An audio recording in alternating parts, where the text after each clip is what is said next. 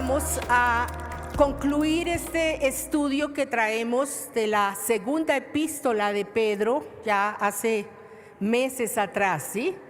Y vamos a concluirlo con el capítulo 3. Yo les invito a los que tienen su Biblia allí, o si quiere leerlo en la pantalla, vamos a segunda de Pedro, segunda epístola de Pedro, capítulo 3. Y vamos a leer los primeros 10 versículos. Segunda de Pedro, capítulo 3. ¿Listos? Leamos los primeros 10 versículos. Dice: amados, esta es la segunda carta que os escribo, y en ambas despierto con exhortación vuestro limpio entendimiento, para que tengáis memoria de las palabras que antes han sido dichas por los santos profetas, y del mandamiento del Señor y el Salvador dado por vuestros apóstoles, sabiendo primero esto, que en los postreros días vendrán, recuerde eso, vendrán burladores, andando según sus propias concupiscencias y diciendo: ¿dónde está la promesa de su advenimiento? Porque desde el día en que los padres durmieron, todas las cosas permanecen así como desde el principio de la creación. Estos ignoran voluntariamente que en el tiempo antiguo fueron hechos por la palabra de Dios los cielos y también la tierra, que proviene del agua y por el agua subsiste, por lo cual el mundo en entonces pereció anegado en agua. Pero los cielos y la tierra que existen ahora están reservados por la misma palabra, guardados para el fuego en el día del juicio y de la perdición de los hombres impíos. Mas, oh amados, no ignoréis esto, que para el Señor un día es como 1000 años y 1000 años como un día. El Señor no retarda su promesa, según algunos la tienen por tardanza, sino que es paciente para con nosotros, no queriendo que ninguno perezca, sino que todos procedan al arrepentimiento. Pero el día del Señor vendrá como ladrón en la noche, en el cual los cielos pasarán con gran estruendo, y los elementos ardiendo serán deshechos, y la tierra y las obras que en ella hay serán quemadas. Oremos. Señor, gracias. Gracias por tu presencia aquí. Gracias por permitirnos venir el domingo para adorarte, para exaltarte, para darte gracias por tus maravillas que hiciste con nosotros en esta semana que termina. Gracias, oh Dios, porque eres bueno, eres maravilloso. Tú has sido fiel. Y ahora, Señor, nos disponemos a escuchar tu palabra, Señor, y pedimos que hables a nuestro corazón. Ahí donde estás, dile: Espíritu Santo, habla a mi corazón. Señor, háblanos, danos mentes claras, abiertas, corazones dispuestos a oír y recibir tu palabra. Bendice, Señor, cada persona que está aquí, hombres, mujeres, jóvenes, niños, bendíceles, Señor. Gracias, oh Dios. Gracias, Señor, por tu presencia. Amén. Amén. Maranata. Maranata era una expresión de origen arameo y que en griego se transcribe o significa el Señor viene. Resulta que los discípulos del primer siglo, o sea, la primera iglesia, ellos predicaban continuamente acerca de la segunda venida de Jesucristo. Ellos hablaban a todos sobre el regreso de Jesús a la tierra. Era su esperanza viva. Así que se cuenta que cuando los cristianos se encontraban, se saludaban y se decían: Maranata, el Señor viene. Precisamente lo que les estoy diciendo está en 1 Corintios 16, 22. No vamos a leerlo acá, pero está allí escrito: Maranata, el Señor viene. ¿Quiere decirle al del lado: Maranata, el Señor viene? Dígale a otra persona: Maranata. Esa debería ser nuestra frase continua, no solo de saludos, sino la esperanza viva en nuestro corazón. El Señor viene. Pero resulta que al pasar los años se fue perdiendo esta enseñanza en la iglesia, hasta el punto que llegamos a nuestros días actuales y casi no se habla de la segunda venida de Cristo, casi no se toca ese tema, y los que lo tocan dan mil ideas que a veces son tan confusas y que realmente desorientan a las personas. Pero como iglesia deberíamos tener claro qué es lo que Jesús nos enseñó acerca de los tiempos finales. Y no solo eso, sino tener claro la esperanza por la que vivimos, que las cosas aquí no terminan, sino que un día el Señor regresará con poder y gloria. Ese debe ser nuestro mensaje. Maranata, el Señor viene. La problemática que vemos en 2 de Pedro 3, en lo que acabamos de leer, los que pusieron atención a la lectura, es que habían unos ¿qué? Unos burladores, ¿sí? Unos burladores que decían, ¿qué pasó con la promesa de Jesucristo que regresaría? Han pasado los tiempos desde la creación y todo sigue igual, no ha pasado nada diferente. ¿Qué pasó? ¿Qué sucedió? A lo mejor eso no es verdad. Y se burlaban. Yo he escuchado en el tiempo actual a muchos diciendo lo mismo. Hay tanto que hablan de que Jesús va a venir por segunda vez y pasa el tiempo y no viene, no ha pasado nada, fíjese que no ha venido. Y como que lo toman a la ligera. Pues bien, vamos a mirar aquí que Jesús prometió a sus discípulos que Él regresaría por segunda vez. Y Él les prometió que ya no vendría como un cordero humilde para morir en una cruz. Jesús regresaría con poder y gloria como Rey de reyes y Señor de señores para juzgar y gobernar a las naciones. Esa fue la promesa del Señor.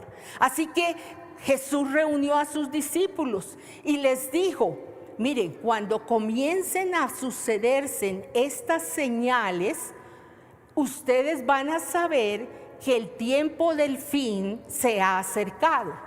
Eso lo registra la Biblia en el Evangelio de Mateo, el Evangelio de Marcos, el Evangelio de Lucas. Y yo quiero que miremos rápidamente esas señales de las que Jesús nos habló. Una de las primeras señales que Jesús dice, cuando hayan guerras y rumores de guerras, entonces sabrán que se ha acercado el fin. Tal vez alguien diría, bueno, pero siempre ha habido guerras. Sí, hubo la Primera Guerra Mundial, hubo la Segunda Guerra Mundial. Y seguimos oyendo sobre conflictos entre naciones. Pero ¿quién se iba a imaginar, hermanos queridos, que ahorita, pasando la pandemia, cuando todo el mundo estaba mirando cómo resolver el asunto de la pandemia, iba a explotar una guerra tan tremenda en Ucrania? ¿Quién se iba a imaginar eso? Y que ha tenido consecuencias tan tremendas. Ustedes saben y habrán escuchado que esta guerra ha dejado consecuencias difíciles en Europa y en muchos países. Y que seguiremos oyendo de guerras y rumores de guerras. Cuando a mí me preguntan de qué será el futuro, siempre he hablado sobre esto y les digo, según lo que Jesús nos enseñó, los días que vienen no son fáciles. No son fáciles porque cada día lo que Jesús dice es que las cosas se van a venir poniendo más complicadas entre más cercanos estemos a su venida. La diferencia de todo esto es que Dios guardará a sus escogidos, Dios guardará a su pueblo, a sus hijos, pero las cosas se van a complicar. Así que oiremos más de guerras y rumores de guerras. Pero también dice la Biblia, pestes y hambres es otra señal de la que Jesús nos dio. Lógicamente las guerras que traen, pestes y hambres. Pero también, ¿qué íbamos a pensar, hermanos queridos? A nadie le habría pasado por la cabeza que pasamos por semejante pandemia. ¿Quién iba a decir que llegara un día en que el pastor dijera que no volviéramos a reunirnos aquí porque no podíamos y que cada uno en su casa por internet viera el culto? ¿Verdad? Nadie se le ocurrió. Y que todo el tiempo todos andáramos con este tapabocas y que en lo posible estuviéramos los más alejados los unos a los otros. Y habrán más situaciones de enfermedad. También otra señal que Jesús dio fue acerca de los terremotos. Dijo, habrán terremotos en diferentes lugares. Ahora muchos dicen, sí, pero siempre ha habido terremotos. Sí, ha habido terremotos, pero cada vez que se acerque el fin, habrán más terremotos. Esta semana hubo, ¿escucharon? Hubo bastantes terremotos, ¿sí? Entonces, seguirá moviéndose la tierra. Otra señal que dijo Jesús es que se levantarían falsos cristos y falsos profetas. Siempre se han levantado y seguirán levantándose hombres y mujeres aquí y allá diciendo yo soy el Cristo. Y dice que nos engañarán porque harán milagros, harán señales, que la gente va a decir, uy, ese es un Cristo, a ese hay que seguirlo. Y van a seguirle y van a ser engañados. Dice Mateo 24:24, porque se levantarán falsos cristos y falsos profetas y harán grandes señales y prodigios de tal manera que engañarán, si fuere posible, aún ¿a quién? Por eso el mes de la Biblia. Hay que saber ¿qué dice la Biblia?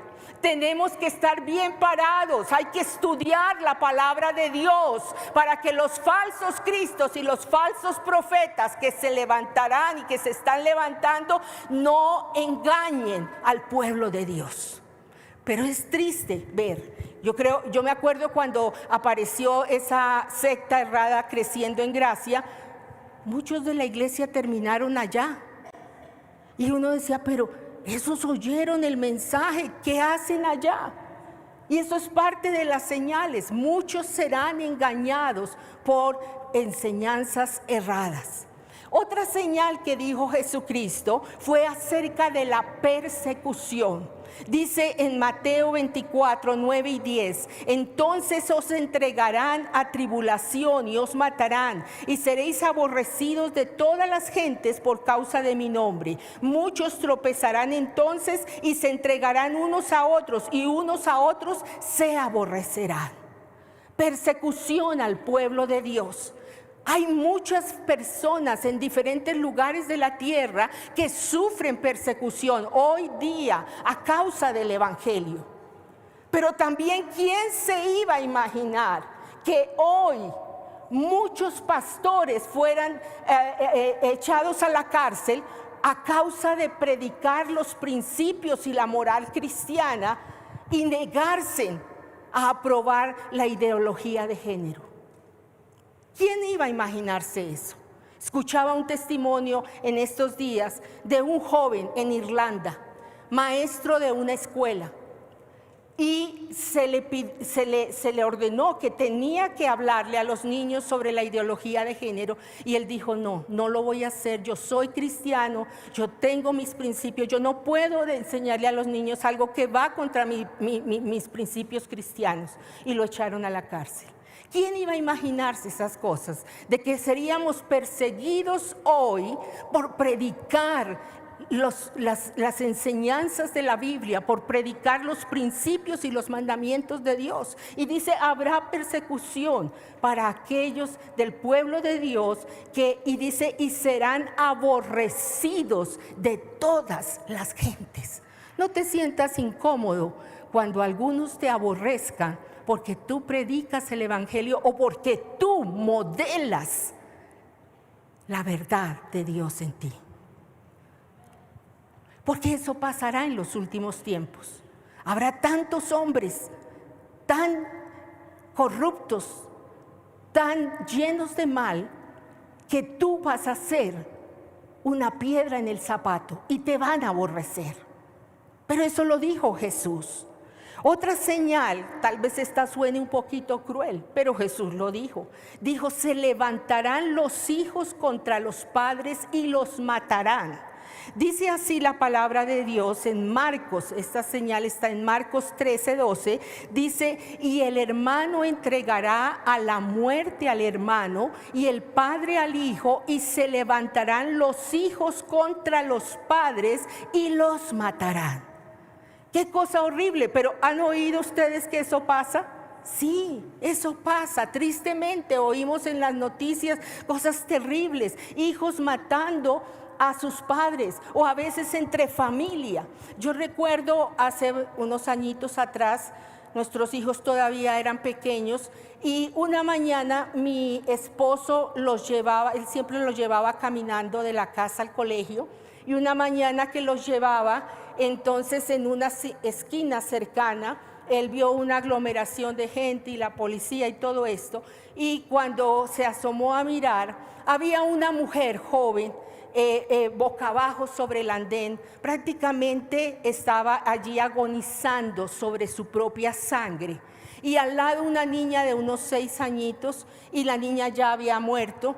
Y ¿qué pasó? En las investigaciones, eso salió también hace poco en las noticias otra vez, después de años que había pasado con todo el caso, y en las investigaciones entonces cogieron a quienes mataron esa mamá y ese niño, y era su familia que la habían matar por robar la herencia que le correspondía a esa niña.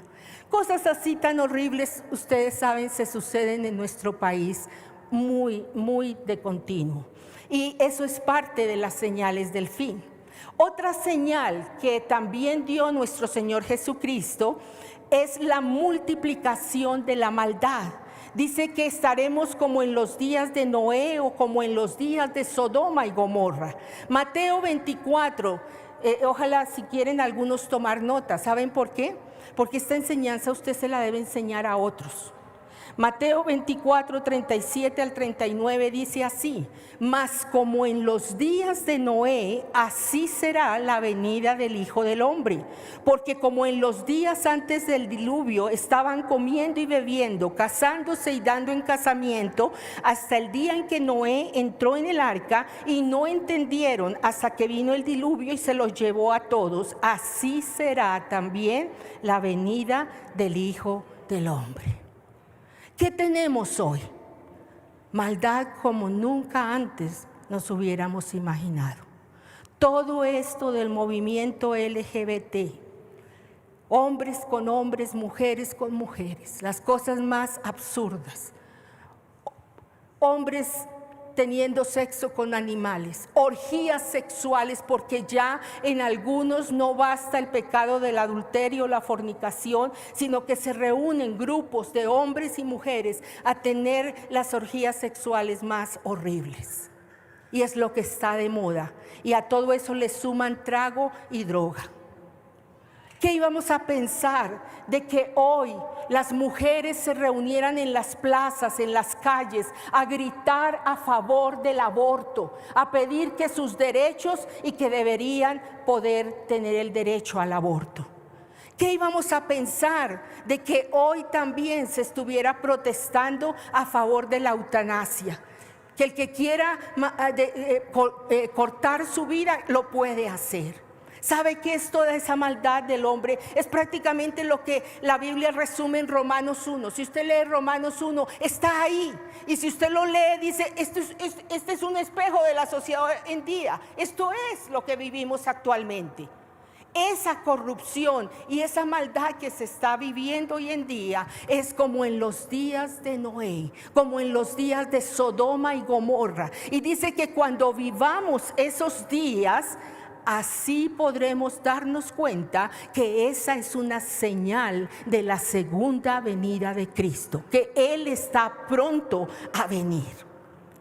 Entonces viene otra pregunta. Bueno, algunos dirán, si esas señales se están cumpliendo, entonces, ¿por qué el Señor Jesucristo no ha venido? Muchos lo dirían, y es que esa fue la problemática que leímos aquí en Segunda de Pedro. Los burladores, bueno, ¿y por qué no viene el Señor? Eso es que nunca va a venir, es que esas son creencias suyas, es que ¿quién se va a creer todo eso? Pero hay una razón en Segunda de Pedro 3:9 lo dice.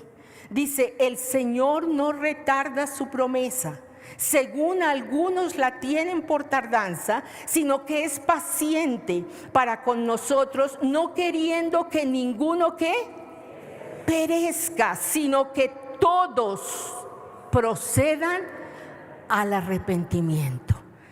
Y Jesús mismo, hablando de las señales, dijo en Mateo 24:14, y será predicado este evangelio del reino en todo el mundo para testimonio de todas las naciones, y entonces vendrá el fin.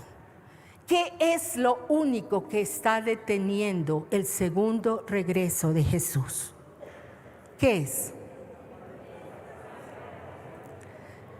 La gran misericordia de Dios, queriendo que el evangelio se predique en todo rincón de la tierra, que todos conozcan y que todos tengan la oportunidad de salvación. Es lo único. Por eso, hermanos queridos, iglesia, tenemos que movernos a predicar el evangelio, porque esa es parte de que venga el Señor, que regrese pronto, que puedan muchos tener la oportunidad de conocer el evangelio.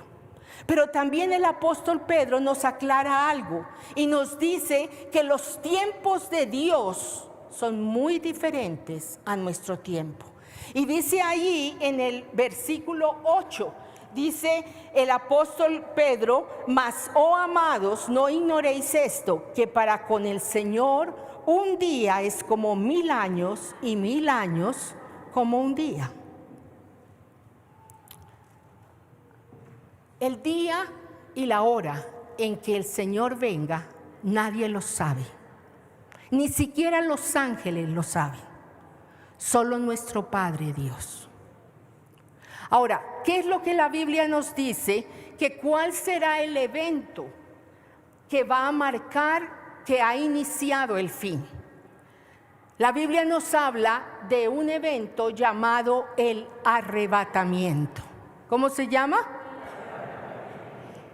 Cuando se suceda el arrebatamiento, se da inicio a todos los eventos finales. ¿De qué se trata ese arrebatamiento? La Biblia nos habla en Primera de Tesalonicenses 4:16 y dice así: porque el Señor mismo, con voz de mando, con voz de arcángel y con trompeta de Dios, descenderá del cielo, y los muertos en Cristo resucitarán primero. Luego nosotros, los que vivimos, los que hayamos quedado, seremos arrebatados juntamente con ellos en las nubes para recibir al Señor en el aire, y así estaremos siempre con el Señor. Este es el momento que da lugar al final de los tiempos. Como les dije ya, nadie conoce ni el día ni la hora del arrebatamiento, solo el Padre que está en los cielos. Pero lo que sí nos habla la Biblia es de estar atentos, de estar vigilantes, de estar preparados para ese momento. Ahora, puede que nosotros, los que estamos aquí hoy, seamos la generación del arrebatamiento.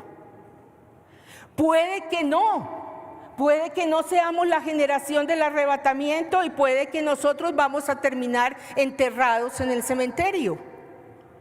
Pero por lo mismo debemos contarle esto y enseñarle esto a nuestros hijos y a los hijos de nuestros hijos, para que cuando ellos tengan que ser la generación del arrebatamiento, estén preparados.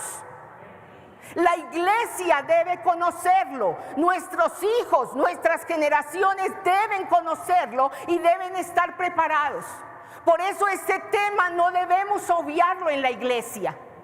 Tal vez algunos, la segunda bebida, eso no concierne conmigo. Yo tengo muchos problemas ahorita para ponerme a pensar en... Hermano, más vale que sepas dónde estás parado, y más vale que sepas que tienes que estar preparado, y más vale que sepas que debes enseñarlo a tus generaciones para que ellos puedan participar de ese momento de irse con el Señor. Dice la Biblia que la voz del Señor va a sonar. Una voz de poder, una voz de gloria. Yo no sé si ustedes han escuchado esos truenos que a veces caen, sobre todo en el campo. En el campo esos truenos cuando hay tormenta son estremecedores, ¿verdad? Era uno de mis hijos cuando eran pequeñitos y empezaba a llover tan duro y caían. Nosotros vivimos en una parte de Bogotá que cuando caen los truenos caen. Y uno de mis hijos empezaba a decir, uy, Dios está bravo, y salía corriendo y se metía debajo de la cama. De verdad que los truenos son estremecedores. Y quiero decirles algo, la voz del Señor es más que esos truenos. Es fuerte, es potente. Y dice que cuando suene esa voz y cuando suene esa trompeta, entonces los redimidos, los hijos de Dios, los que caminan en obediencia a Dios, los que viven limpios por la sangre del Cordero de todo pecado, los que hacen la voluntad de Dios, los sellados por el Espíritu Santo, esas personas serán levantadas. Y ellos van a ser arrebatados. Y Jesús va a descender, pero en ese arrebatamiento Jesús solo va a descender hasta las nubes. No va a descender a la tierra. Y en las nubes se va a reunir con los redimidos que son arrebatados, que son levantados. Y allí entonces, después de reunirse, se irán en los cielos a una gran celebración. Van a estar allí en las bodas del Cordero.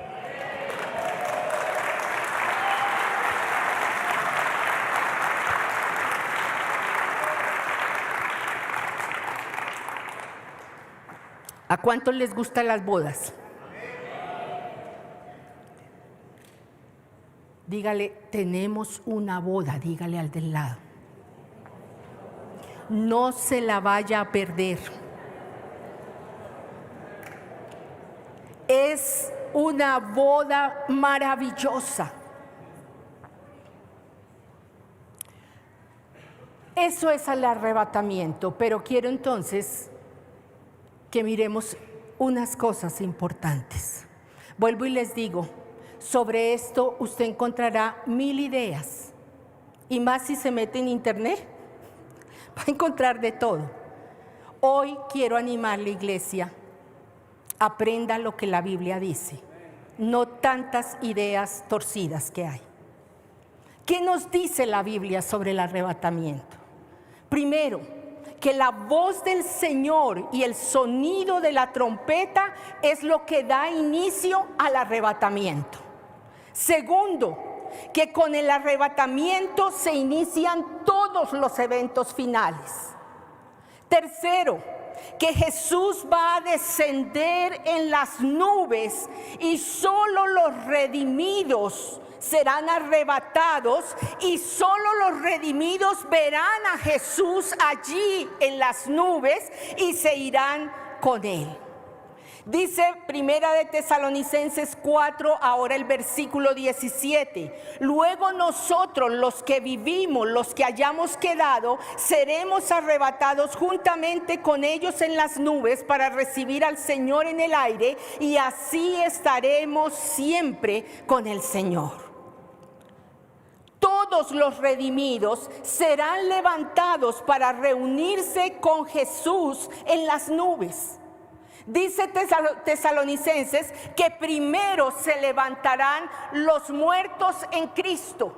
Todos los que hayan muerto en obediencia a Cristo, al sonar esa trompeta, se saldrán de sus sepulcros y se levantarán y se reunirán con Jesús en las nubes. ¿Se imaginan lo que va? Ese va a ser un evento tremendo. En los cementerios muchas tumbas se van a abrir. Y eso va a causar revuelo en la gente. Pero luego dice, luego los redimidos que estén con vida, entonces serán levantados también para reunirse con Jesús en el cielo. Y dice, esto será en un abrir y cerrar de ojos. Abra y cierre los ojos. En un momento seremos levantados para reunirnos con Jesús. Eso será tremendo. Imagínense que haya un redimido manejando su vehículo. En un momento será levantado y ese vehículo queda sin chofer. Por allá se estrellará con el poste. Imagínense en un piloto que es uno de los redimidos, que sea uno de los redimidos. Pobres los que van en ese avión, pero ese avión se queda sin piloto. ¿Se imaginan ustedes un par de esposos? Están durmiendo en su cama. Uno de los cónyuges es un redimido que vive en obediencia a Dios. El otro cónyuge es un cristianito mediocre, que a veces peca, a veces obedece. Y cuando suene la trompeta, un cónyuge, el redimido, el limpio con la sangre de Cristo, se va y el otro queda. Y al amanecer anda el otro, ¿dónde está mi esposo? ¿Dónde está mi esposa? Hijos se irán y padres buscando a sus hijos. Padres se irán, hijos buscando a sus padres. Las empresas llamando, miren, estos empleados no llegaron hoy a trabajar. Será un caos. Aunque yo siempre digo, cuando enseño sobre este tema, siempre digo algo curioso, jocoso. Y digo que en Colombia, como hay tantos desaparecidos, pues no se va a notar mucho. Pero en medio de todo va a ser un caos en el mundo. Van a estar hablando de los tantos desaparecidos. Pero como bien lo sabe hacer el hombre sin Dios, siempre van a hablar mil cosas para tapar el asunto y las cosas quedarán ahí quieticas. Pero lo cierto es que ya los redimidos han sido levantados. Miren lo que dice Mateo 24, 37 al 42. Entonces estarán dos en el campo, el uno será tomado y el otro será dejado. Dos mujeres estarán moliendo en un molino, la una será tomada, la otra será dejada. Y dice Jesús, palabras de Jesús: velad pues, porque no sabéis a qué hora ha de venir vuestro Señor. Velad. En el momento de ser arrebatados, dice en 1 Corintios capítulo 15, no lo puedo leer porque es todo el capítulo, pero les pido que en casa lo lean. 1 Corintios 15 dice que en el momento de ser arrebatados, tanto los que estaban en las tumbas como los que estaban con vida, serán transformados. Al subir a los cielos, serán transformados esos cuerpos, de cuerpos corruptibles a cuerpos incorruptibles. Allá en el cielo, donde ya no habrá más dolor, ya no habrá enfermedad, ya no habrá tristeza, ya nada nos molesta. Cuerpos transformados para estar en la presencia de Dios. También es necesario que sepamos algo más sobre el arrebatamiento. Siempre en el Nuevo Testamento se nos ha presentado la figura de la iglesia como la esposa de Jesucristo. Jesús es el novio, el esposo. La iglesia, los redimidos, somos la esposa de Jesús. Nosotros, la iglesia del Señor, los que vivan en obediencia a Dios, somos la iglesia y somos la esposa de Jesús. Y dice la Biblia que el novio, el esposo, va a venir por su novia y va a reunirse con su novia y va a llevarla a la fiesta de bodas. Y eso va a suceder en el gran arrebatamiento. En ese momento es cuando Jesús desciende y se encuentra en los cielos con la esposa. Y entonces dice Apocalipsis lo siguiente: gocémonos y alegrémonos y démosle gloria, porque han llegado las bodas del Cordero y su esposa se ha preparado, y a ella se le ha concedido que se vista de lino fino, limpio, resplandeciente, porque el lino fino es las acciones justas de los santos. Ese día va a ser glorioso.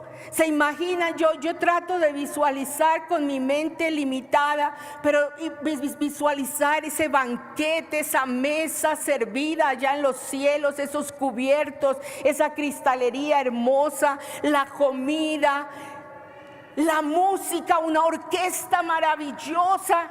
¿Saben por qué? ¿Ustedes sí saben que Dios creó la música? Eso lo dice la Biblia. Estudie la Biblia y verá.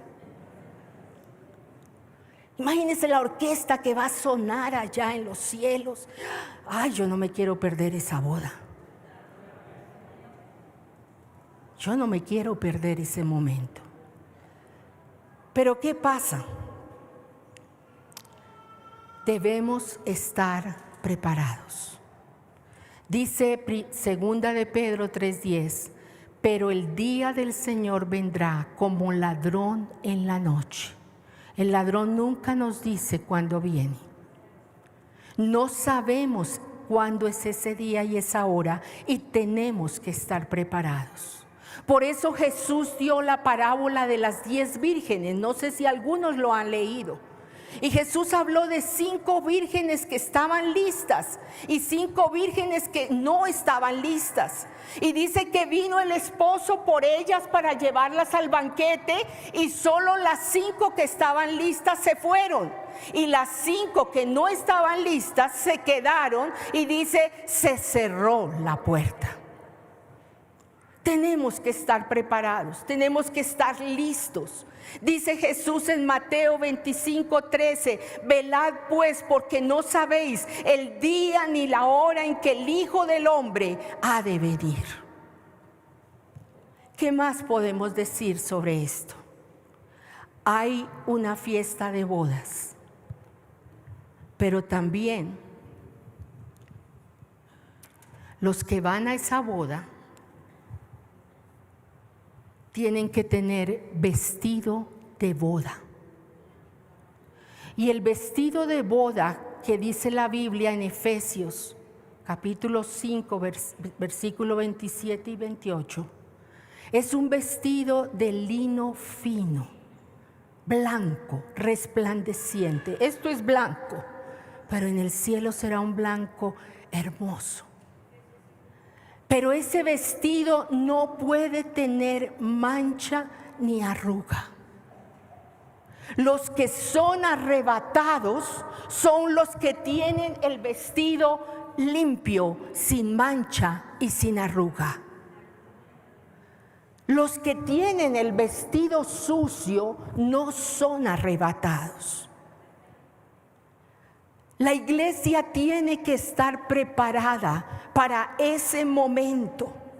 Hermanos queridos, yo tengo 3 hijos y ahora tengo 4 nietos. Y mi oración de rodillas, les digo, hermanos, de continuo es: Señor, que mis hijos y mis nietos sean salvos, que no vayan a perder la salvación nunca. Señor, yo quiero sentarme con mis hijos en la fiesta de bodas. Por eso, hermano, le digo, esta enseñanza es real y esta enseñanza tienes que tomarla en serio. Dejemos ya ese evangelio light que se predica. Hoy se predica un evangelio light en las iglesias, y en algunas, ay, no hablemos de tanto de pecado porque de pronto la gente se nos va. No, hermanos, yo les estoy hablando este mensaje hoy, no para atemorizarlos, pero les estoy hablando la verdad de la palabra de Dios. Y tenemos que conocer la verdad. Tenemos que estar preparados, tenemos que saber que nuestra vida delante del Señor cuenta porque el Espíritu de Dios nos conoce. Él sabe nuestros pensamientos, Él sabe las intenciones del corazón, Él sabe con qué manchamos el vestido esta semana. Aún yo les digo una cosa. Si nosotros no somos la generación del arrebatamiento y de pronto el arrebatamiento sea en 25 años, de pronto en 100 años, de pronto en 300 años. Pero si tú murieras esta noche, o en estos días, o el año entrante, de igual forma tienes que tener vestido blanco. Porque los muertos en Cristo resucitarán primero, pero solo los que murieron con vestido blanco. ¿Me están entendiendo? De ahí que el Señor dijo claramente: velad y orad, estén preparados, tienen que tener vestido de boda. Pero a más del vestido de boda, dice la Biblia que los que son redimidos tienen el sello del Espíritu Santo en sus corazones. Ahí estamos sellados. Ahí sentimos la presencia de Dios. Ahí somos los escogidos. Ese sello no lo vemos físicamente, pero es espiritual. Y el Padre ve ese sello y dice: ese es mi hijo que hace mi voluntad. Cuando Él nos protege, Él dice: ese es mi hijo, por eso lo cuido. Y cuando el diablo pretende dañarte, entonces el diablo dice: ah, no, ese está con el sello, ese no se puede tocar. Y lo último que quiero decirle referente al arrebatamiento es que el día que se suceda el arrebatamiento, el Espíritu Santo se va con la iglesia. Porque la única razón que Jesús envió al Espíritu Santo fue para acompañar a su iglesia. Y no lo digo yo, también lo dice la palabra de Dios. No lo voy a leer porque el tiempo no nos da para explicarles esa parte, pero usted lo encuentra en 2 de Tesalonicenses 2:7. El Espíritu Santo se va con la iglesia. ¿Se imaginan ustedes la soledad que quedará en este mundo sin la presencia del Espíritu Santo? Después de lo que sigue del arrebatamiento, que es terrible, es un sufrimiento tremendo, habrá salvación, pero habrá salvación con un dolor que nadie se ha imaginado. Y estará la ausencia del Espíritu Santo. Imagínense por ahí los que son cristianitos así medio mediocres, ¿sí? Y se quedaron. Y fueron una vez a un encuentro con Dios y recibieron el Espíritu Santo. Entonces ellos saben qué es tener el Espíritu Santo. Y en la gran tribulación, hoy sí que van a sentir la ausencia del Espíritu Santo. Yo por eso le digo a todos los hermanos: vámonos en el primer viaje. Más vale que nos vayamos en el primer viaje, porque de pronto sí te puedes ir después, pero con mucho sufrimiento y sin tener la ayuda del Espíritu Santo. ¿Están callados, asustados? Me miran así.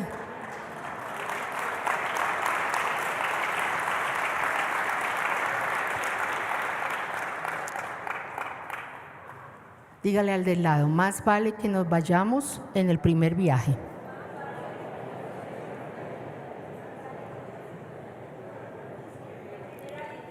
Papás, abuelos que están aquí, tú te vas, y qué de tus hijos, y qué de tus nietos,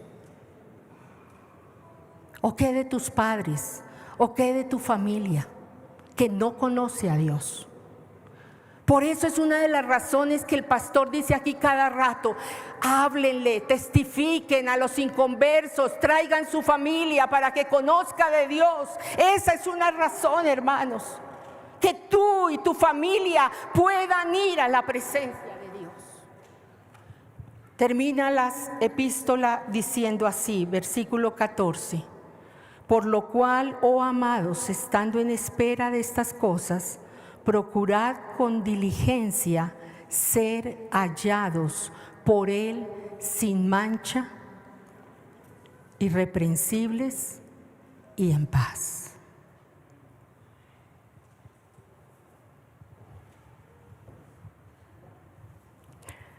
Iglesia, ¿cómo está tu vestido? ¿Manchado?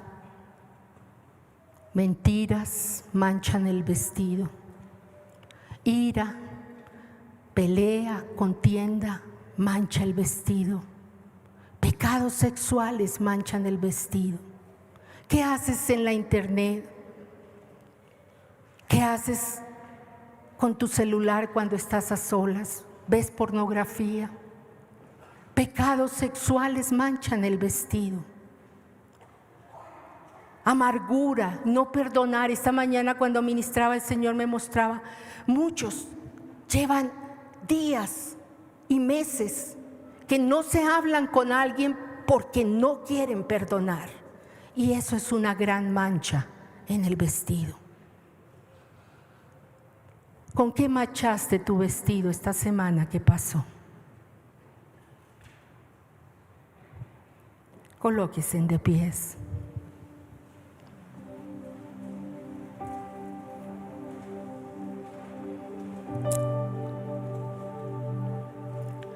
El Señor viene por una iglesia santa, sin mancha, sin arruga, santa, que obedece los mandamientos de Dios, que ora, que estudia la Biblia, que hace la voluntad de Dios. ¿Cómo está tu vestido si murieras esta noche?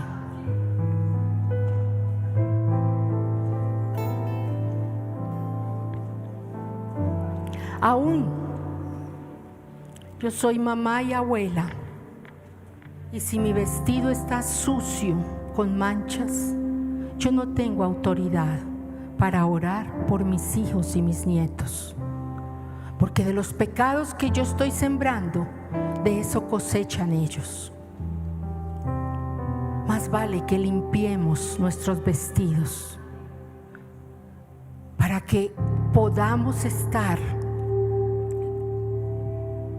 limpios delante de Dios cuando el esposo venga por su esposa, para que tus hijos también vayan a las bodas del Cordero, para que tu familia no tenga que vivir lo que sigue después del arrebatamiento. Mi esposo en 8 días va a hablar lo que sigue después del arrebatamiento. No se lo pierda, es muy importante. Y es muy duro. Así que aunque suene chistoso, más vale que nos vayamos en el primer viaje. Yo quiero pedirle que cierre sus ojos y hable con Dios. Usted sabe de qué está manchado su vestido. Usted sabe si ha estado allí gritando a su esposa, si en la casa es una pelea continua, si te dejas llevar por la ira y contestas mal. Tú sabes si hay groserías en tu boca, si hay mentiras, si hay engaño en las cosas que haces. Tú sabes si estás viviendo en pecados sexuales, en fornicación, en adulterio, en homosexualismo.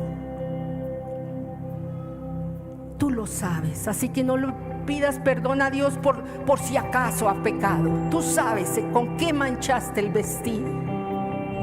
Y yo te animo hoy para que abras tu boca y hables con Dios y le digas: Señor, confieso mi pecado, perdóname, mi vestido está manchado, está arrugado.